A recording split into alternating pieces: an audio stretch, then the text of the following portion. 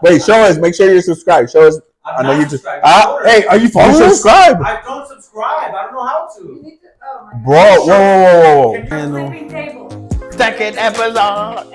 It makes more money. Thumbs up is crazy though.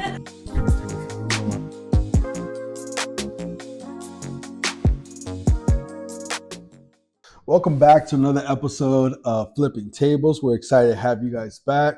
We're your hosts. This is Javi and I'm Fern. We hope you guys are having a great day, a great week, a great everything.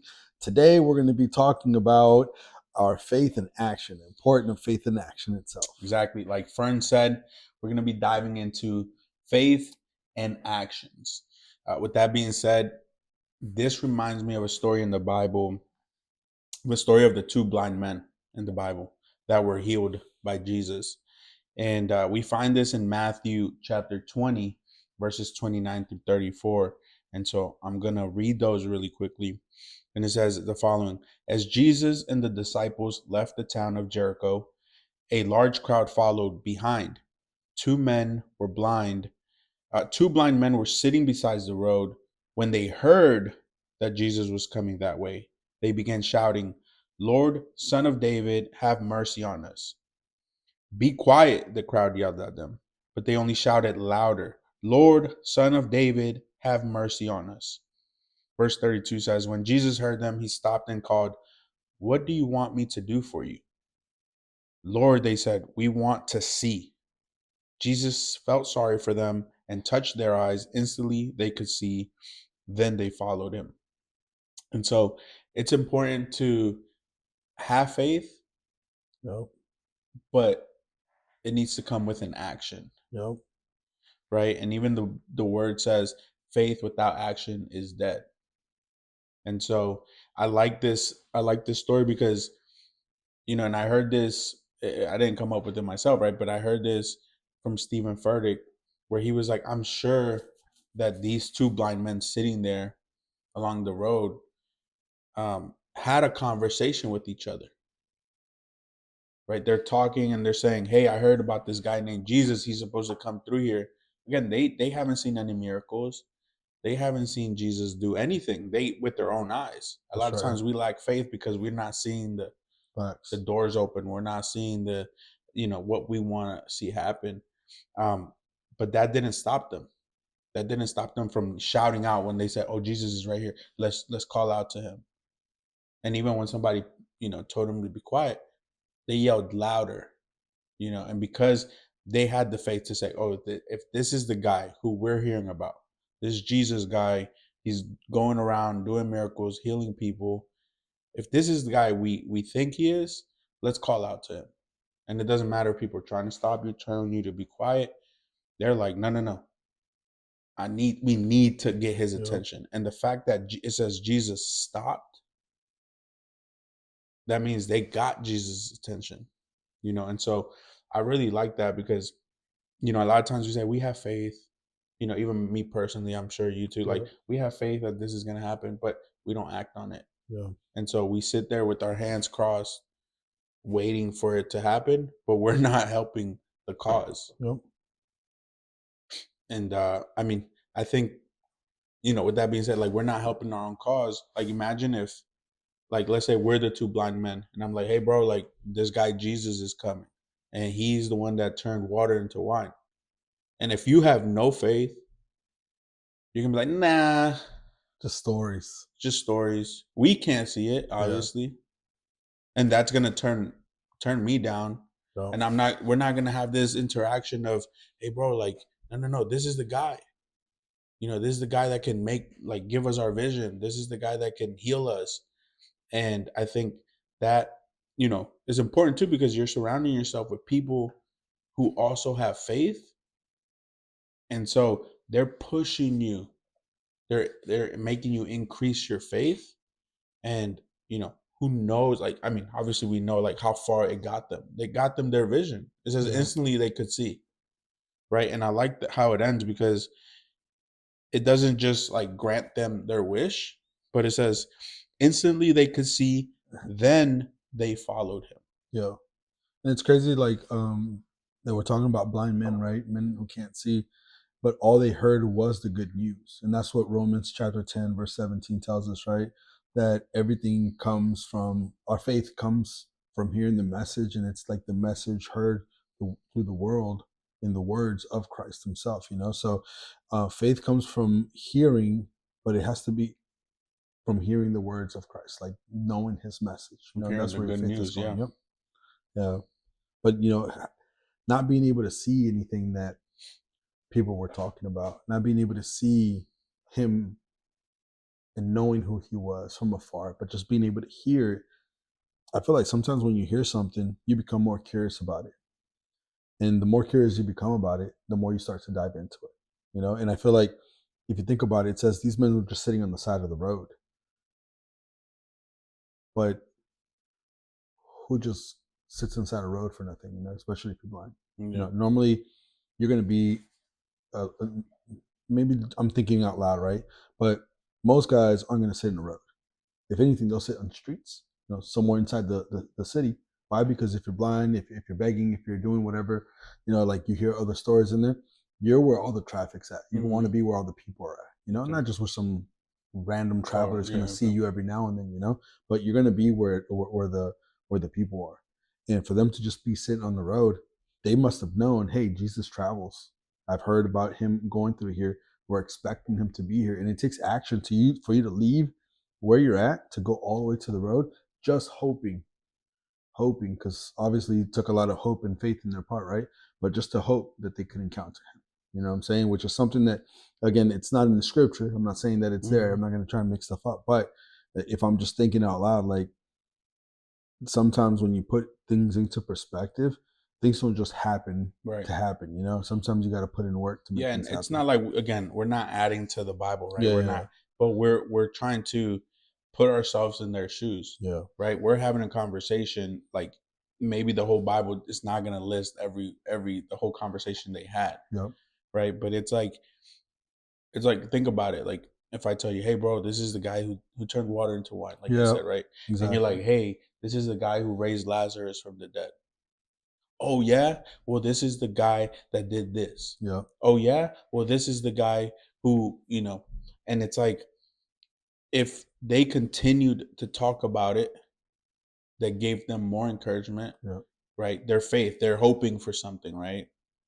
And again, they can't see anything. They don't even know what Jesus looks like. They just probably heard all the crowd walking. They're like, oh, he has to be here right now. Yeah. He has to be here. We don't see him. And that's how it is in our personal lives too.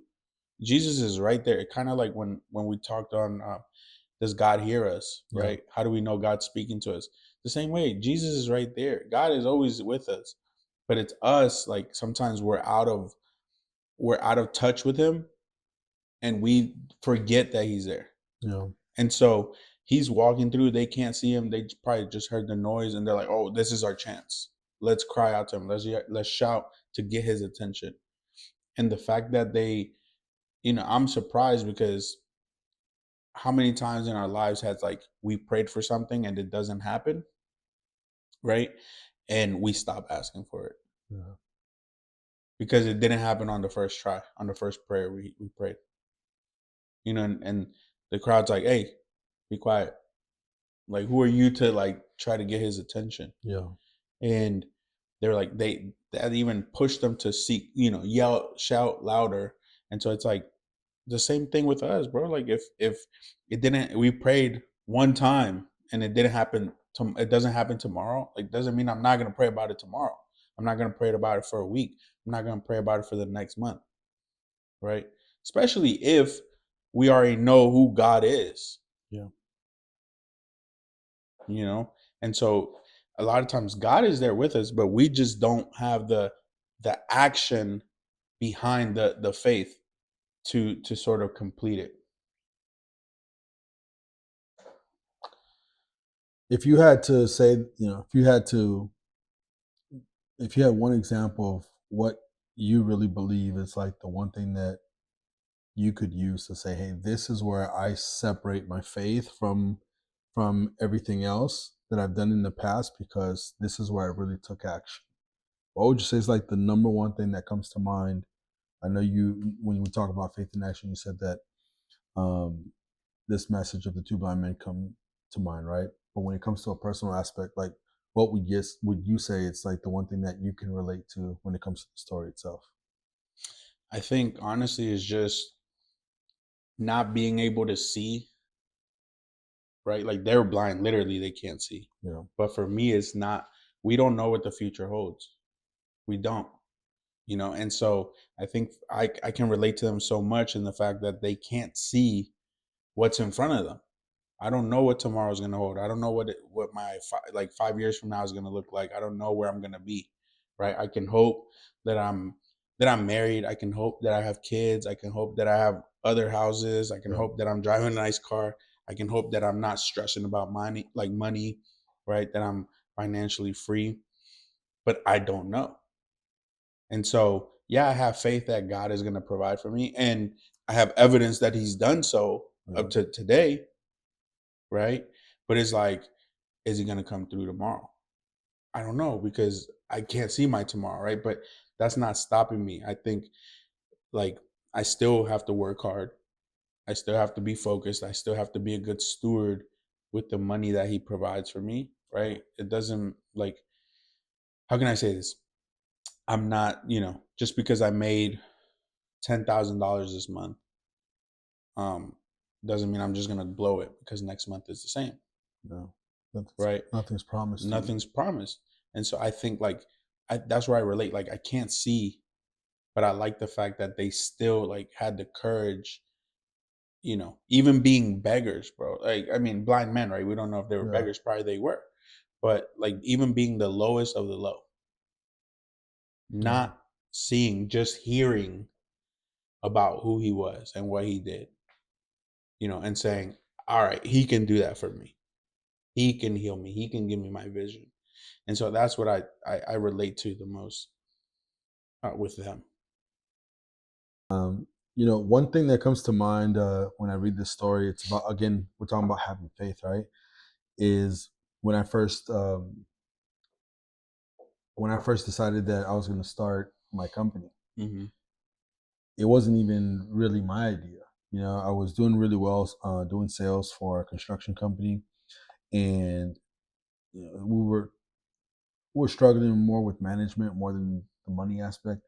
There was more management than it was, the crews or the clients. Like we had it, everything was rocking and rolling, but just management wise, it wasn't panning out. And my wife was like, Fernando, like if it's not working out, you should just start your own company. She was like, you're making everybody else money. Just start making it for yourself. And look at the faith that this woman had, right? I was like, yeah, go ahead. And I started doing this little things where certain projects don't require a license. So I was doing like painting and a bunch of other stuff, right? But she surprises me and says, hey, just so you know, I ordered the book so that you can study and you can get your license. And I was like, all right, cool. I didn't pay much attention to it. She comes in a few days later.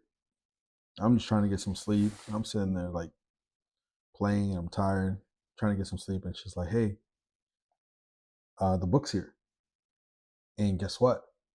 She's like, just so you know, for you to take the test, the PSI, you have to schedule it in way in advance. So you have about 2 months to study. I've already placed the exam date. I already paid for it because it's booked. It's backed up. And I was like, all right, no pressure, right?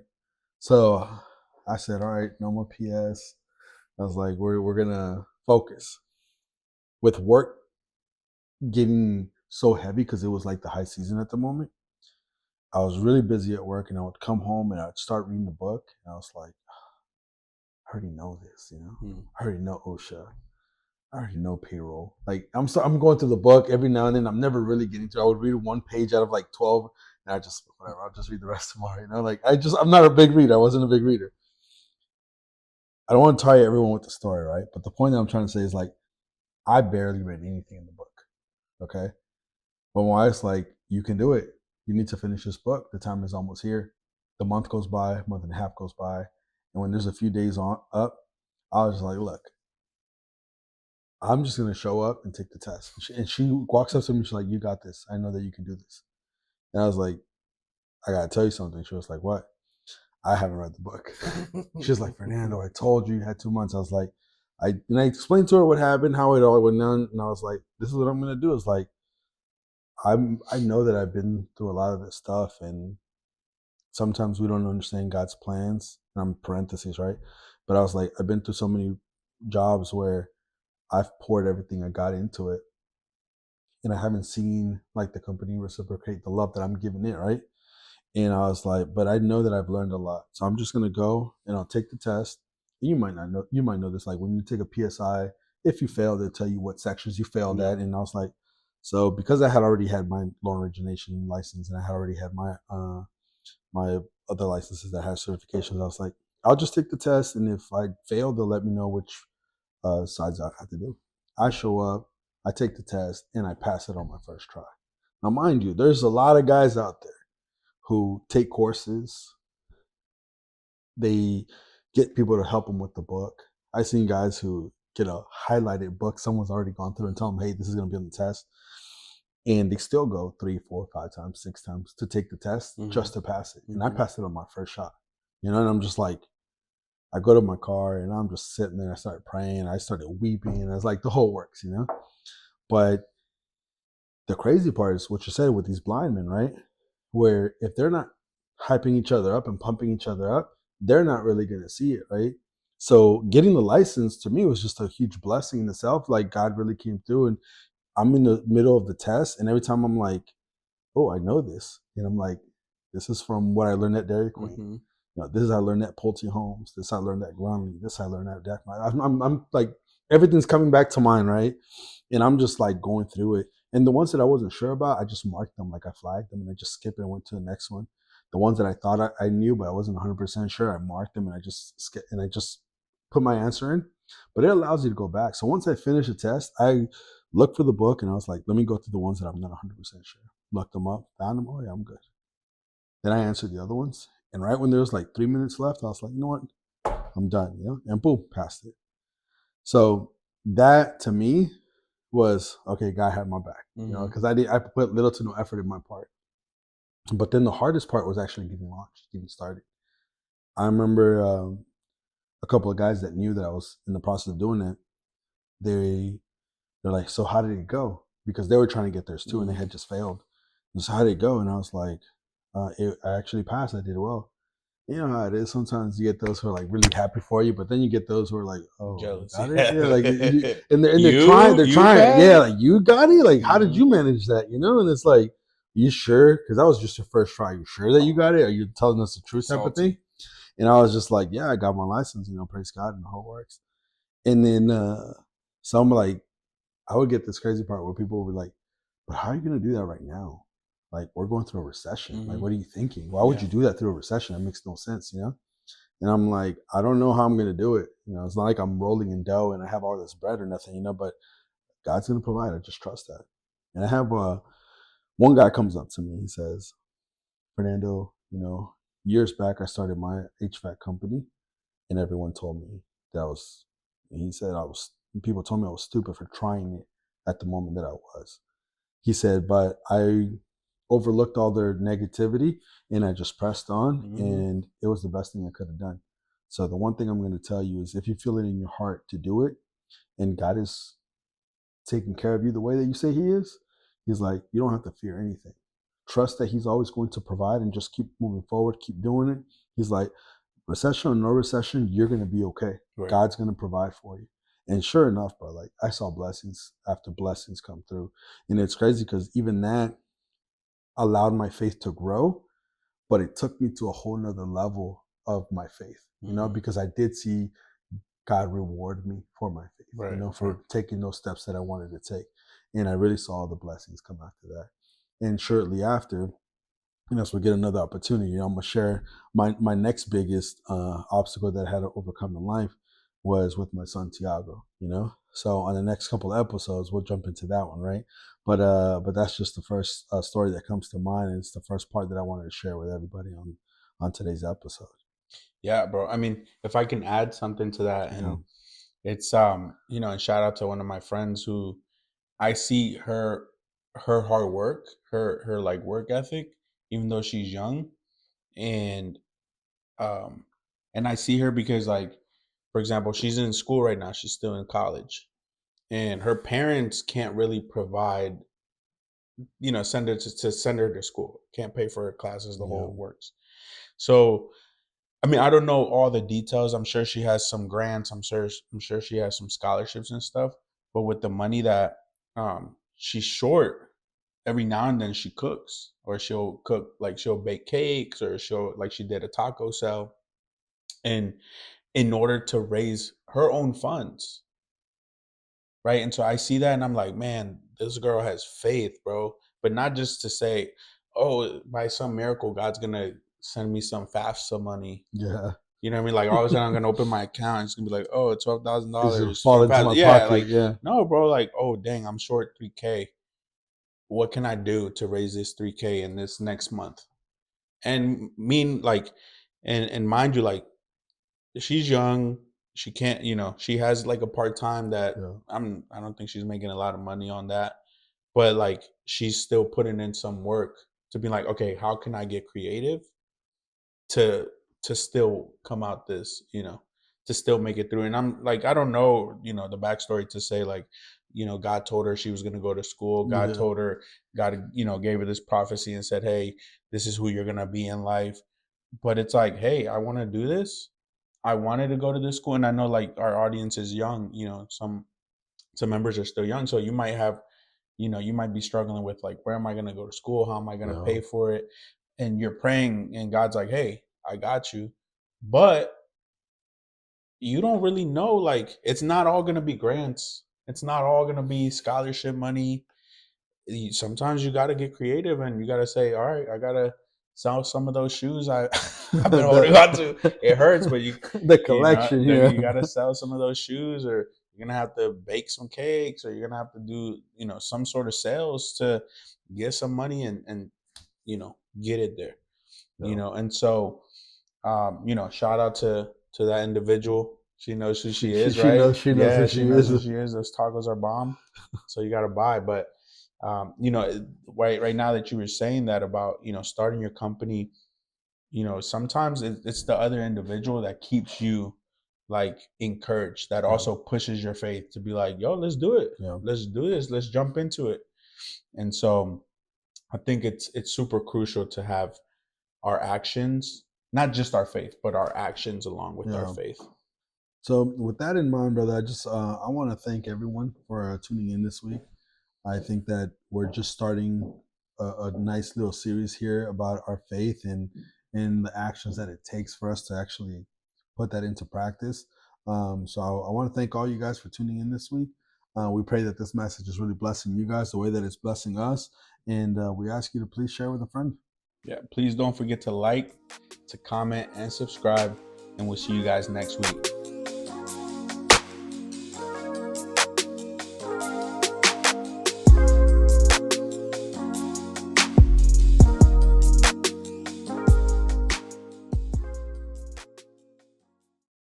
No, he's in the frame. That's it. That's all it takes. And then you do one more where you say all.